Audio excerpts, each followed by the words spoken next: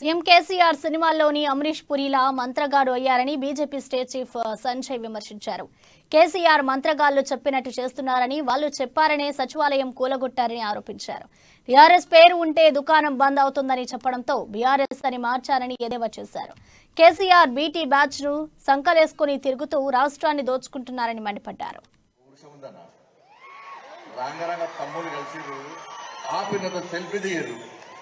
Selfie దిగి రక్తం సలసల రాడుతుందన్నా. ఎప్పుడు ఎన్నికలు వస్తాయా అప్పుడు కేసీఆర్ కు గట్టిగా గుణపాఠం చెప్పడానికి సిద్ధంగా ఉన్నామని చెప్పి నర్సాపురం చెప్పినట్టు అన్ని మారుతాయన్న. అవునా కదా? ఒకప్పుడు నక్సలైట్ల గడ్డైంది. అవునా కదా? మా సింగాపూర్ గోపి వాళ్ళ నాన్న మీద నక్సలైట్లు హత్య చేసే ప్రయత్నం చేశారు, కాళ్ళు చేతులు నరికేసారు. అయినా కూడా జెండా ఇష్టపడలే. ఇట్లా తెలంగాణ చాలా మంది నక్సలైతులు కొట్టాడు. మనకి కేసీఆర్ కిందగాడు కేసీఆర్ అయ్యేది. వాటిలో బుల్లెట్ దిగిన కూడా రామచంద్రరావు గారు భారత్ మాతాకి జై అన్నాడన్న, పారిపోలే. అందుకే తెలంగాణ రాష్ట్రంలో ఈ రాష్ట్రం ముఖ్యమంత్రి మీ పక్క జరుగుతున్నా అని పక్కన ప్లీజ్